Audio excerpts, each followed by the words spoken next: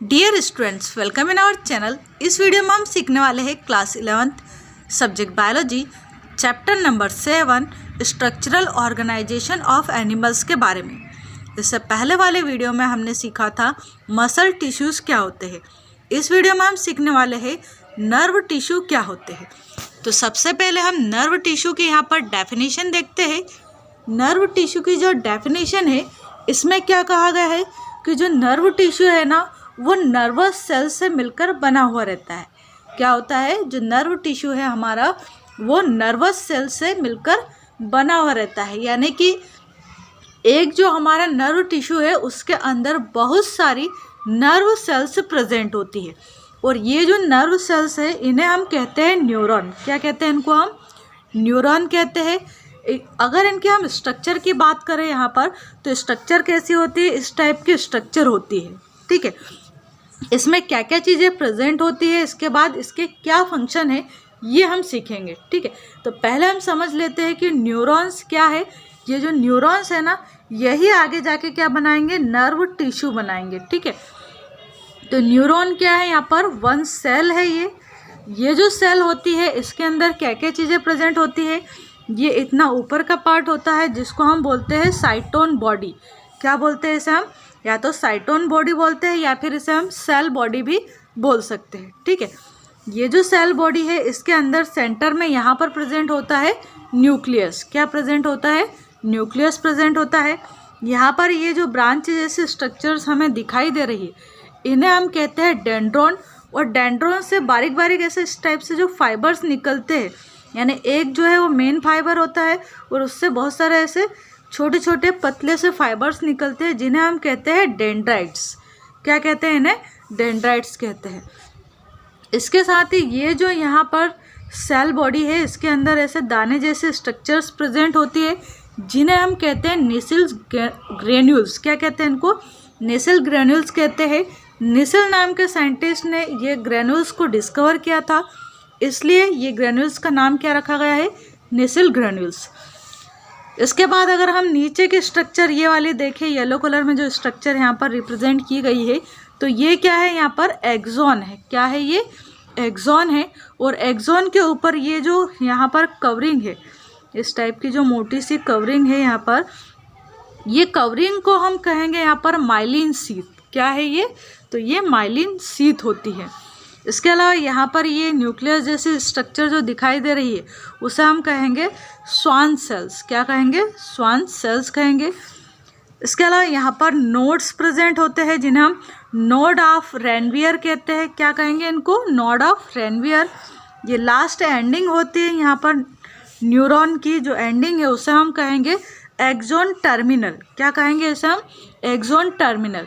अब ये जो पूरा इस टाइप से यहाँ पर न्यूरॉन दे रखा है, ये न्यूरॉन इसी टाइप के दूसरे यहाँ पर न्यूरॉन से जुड़ा हुआ रहता है। ठीक है, जो दूसरा न्यूरॉन रहता है ना उसके जो डेंड्राइट्स होते हैं वो यहाँ पर इसकी जो ये रूट्स वाला यानी कि टर्मिनल जो हमें यहाँ पर दिखाई दे रहा है, ये टर्मिनल वाले पार्ट से नेक्स्ट इससे न्यूरॉन जुड़ा हुआ रहता है और इस टाइप से बहुत सारे न्यूरॉन्स की एक लंबी चेन बनती है और उसे हम कहेंगे यहाँ पर nerve tissue.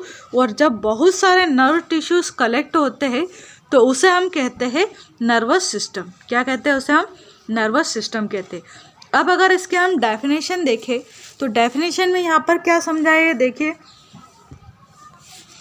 The nervous system maintain internal organs within the body by coordination the activity of muscles and organs receives input from sense organs trigger the reaction generating learning and understanding and providing the protection from danger. This is the primary conducted through electrochemical signals between nerves and other cells. क्या कहा है यहाँ पर कि हमारी body में हमें जो भी मैसेजेस मिलते हैं वो सारे मैसेजेस हमारे जो न्यूरॉन्स है यानी कि जो नर्व सेल है वही रिसीव करती है और वो फिर जो भी मैसेज एक्सेप्ट करती है ना उसे हमारे ब्रेन तक ट्रांसफ़र करती है।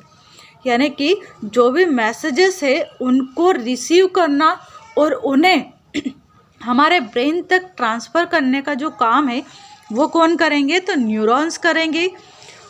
और फिर ब्रेन जो है वो जो भी एक्शन है ना उसके अपोज में रिएक्शन देता है ना, और वो रिएक्शन का जो मैसेज है वो भी किससे ट्रांसफ़र होता है, तो वो मैसेज भी न्यूरॉन से ही ट्रांसफ़र होता है, यानी कि नर्वस टिश्यू की हेल्प से ही ट्रांसफ़र होता है। अब इसे हम एक एग्जांपल की हेल्प से देखते हैं। जैसे मान लीजिए आपने किसी गर्म चीज़ को टच किया है ना, किसी गर्म चीज़ को आपने टच कर लिया अचानक से, तो आप जल्दी से वहाँ से हाथ अपना हटा लेते हो। ऐसा नहीं होता है कि 2-3 मिनट के बाद आप फील कर रहे हो और उसके बाद में आप हाथ हटा रहे हो। जैसे आप टच करते हो वैसे ही माइक्रो सेकेंड्स में वहाँ से आप आपका जो हाथ है उसको हटा लेते हो।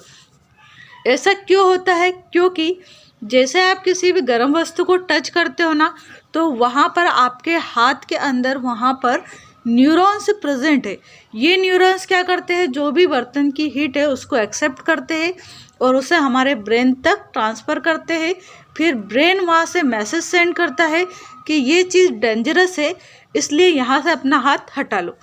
और ये जो एक्शन और रिएक्शन है ये कुछ माइक्रो सेकेंड्स में होती है, इसीलिए हम जल्दी से काम करते हैं। ठीक है, एक और एग्जांपल लेते हैं। जैसे मान लीजिए आपको छींकें आने वाली है ना, छींक आ रही है, 1-2-3 लगातार छींकें आ रही है, तो जैसे पहली छींक आती है ना वैसे हम फटाफट हैंकी निकाल के मुंह के ऊपर रखने की कोशिश करते हैं, है ना, और रख भी लेते हैं।